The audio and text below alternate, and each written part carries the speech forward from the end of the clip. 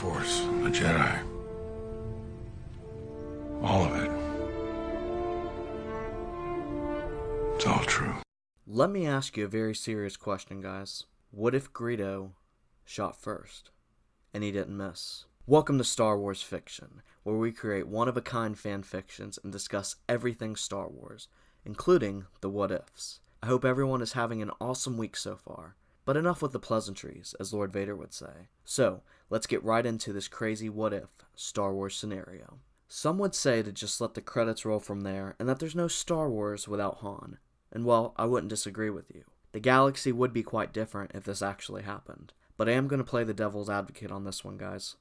Just like in A New Hope, young Luke, Ben Kenobi, and the droids would go to Docking Bay 94, where the Millennium Falcon was located. Kenobi would sense this disturbance in the Force, and would wait for the perfect time to sneak everyone aboard the Falcon. Jabba and the bounty hunters would have left once they heard the Imperials were on their way, and Greedo managed to outgun the smuggler Han Solo.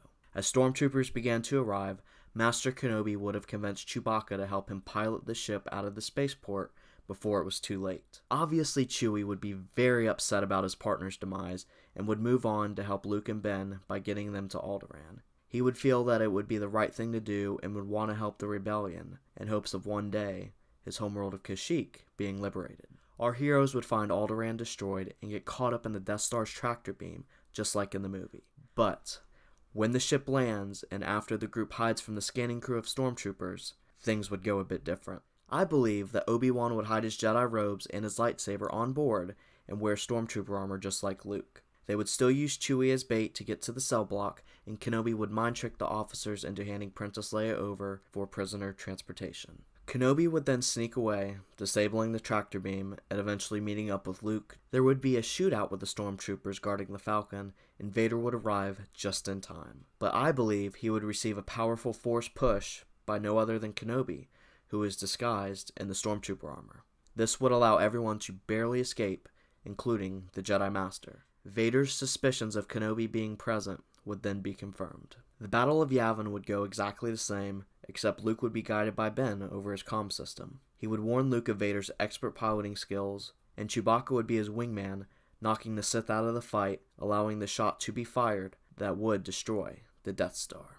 At this point, I believe Luke and Ben would part ways with the rebellion to go train with Master Yoda on Dagobah. The young Jedi would train hard over the next 3 years, and his skills would grow significantly. He would learn more of the history of the Jedi, as well as the truth of his father, and the rise of the Empire. Ben also has time to sharpen up on his abilities during this time as well. Eventually, there would be a distress signal coming from Leia on Hoth, who alerts the Jedi that they have just found an Imperial probe droid, and that the Empire is probably not very far behind. Luke and Ben would agree to go and aid the rebellion once more, while Yoda remains on Dagobah. By the time the two Jedi arrive in their X-Wings, there is a full battle ensuing on the planet of Hoth. Ben would instruct Luke to assist in the air, while he goes to the ground to make sure that Leia is safe. Luke manages to bring down a couple of Imperial walkers before being shot down himself. Kenobi would get Leia on board the Falcon with Chewbacca to escape, just as Vader enters the hangar. A great lightsaber duel would ensue as Vader tells Kenobi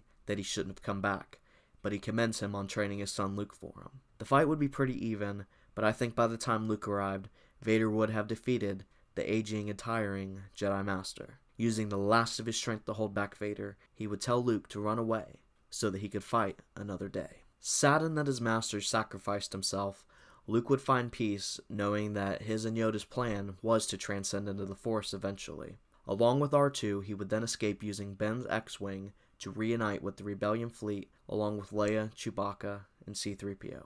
At this point, Luke would tell Leia that he is her brother and inform her of the truth of Vader and their family. She would reject going to Dagobah to train as a full Jedi, but Luke would still teach her the basics of the Force in the meantime. I believe our group of heroes will then travel to Cloud City and attempt to recruit the help of Chewbacca and the late Han's associate smuggler, Lando Calrissian. Unbeknownst to anyone, Boba Fett has been following them, and Darth Vader was able to arrive to Cloud City just before them. Luke would then duel Vader, as the others fought off the stormtroopers to escape. The young Jedi Knight would hold his own against the Dark Lord, until he would eventually have his hand cut off and be backed onto a ledge. With his emotions kicking in, he would tell Vader that he would never join such an evil father, and that he would rather die letting himself fall off the ledge.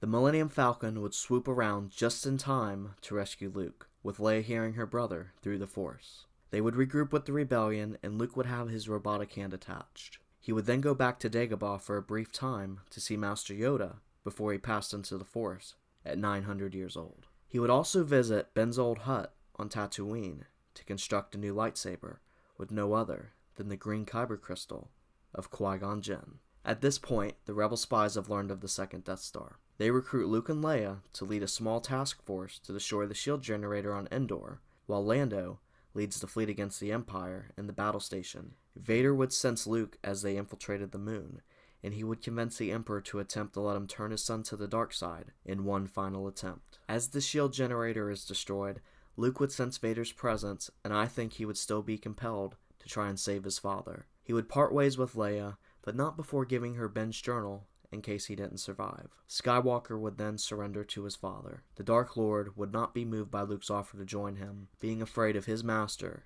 and of the dark side. The Battle of Endor would then commence with Leia, Chewbacca, and the rebels, with the help of the Ewoks, slowly defeating the Empire. Lando and the rebel ships would manage to penetrate the Death Star's defenses sooner, since the shield generator was already destroyed. As Luke and Vader arrived on the Death Star, Vader would be notified that the shields were just taken down. The Emperor would not be concerned by this, and would still have Luke brought before him. He would tempt the young Jedi into taking his weapon and striking him down, and Luke would instead take his lightsaber and attack the Emperor, but not out of anger or hate. Vader would defend his master, and he and Luke would duel once more. Eventually, Luke would drop his guard, and Vader would find out about Leia, but Luke would temporarily tap into the dark side to defeat and disarm his father before going for the Emperor. Palpatine would shoot lightning while taunting Luke to join him, while Luke manages to deflect it with his blade while slowly walking towards the Emperor. He would say that Yoda prepared him for this fight, surprising the Dark Lord. Alarms would go off, and Vader would slowly recover and get up at this point. Realizing that time was short, the Emperor would not hold back and fully attack Luke, knocking him off his feet with sheer force of the dark side. He would attempt to block the lightning with his hands, but at this point, it is too much for him to deflect. Luke would be screaming out in agony from the severe pain. As the Emperor would get ready to deliver the killing blow, Vader would summon his lightsaber and engage his master. Anakin would tell his son that he was right about him and to run before it's too late. The Emperor would now be held back from escaping by the newly redeemed Skywalker, as Luke barely made it off alive himself, only by commandeering a TIE fighter. With everyone reunited, a party would commence, and Luke and Leia would see the Force ghosts of Yoda, Ben, and their father Anakin. I believe it would take some time for Leia to come around, but she would eventually forgive Anakin for the crimes of Vader. The rebellion would go on to defeat the Empire, and Luke would go on to rebuild the Jedi Order, with his sister being his first student. She would still become a senator and help reform the New Republic. That is until one day, when the First Order would emerge from space. But what chance would they really have without Kylo Ren? Alright guys, that's my version of what I think would happen if Han didn't shoot first. But I want you guys to tell me what you think would have happened in the comments below, and if you would have saw this what if go any different. Thank you so much for watching, and please give us a like if you enjoyed today's video. Tomorrow, we will be releasing part 2 of our fanfiction story on what if Darth Vader survived Return of the Jedi. So make sure to be subscribed and hit that bell notification icon to be the first to know when it drops. Have a great day or night wherever you may be, and may the Force be with you. Pass on what you have learned.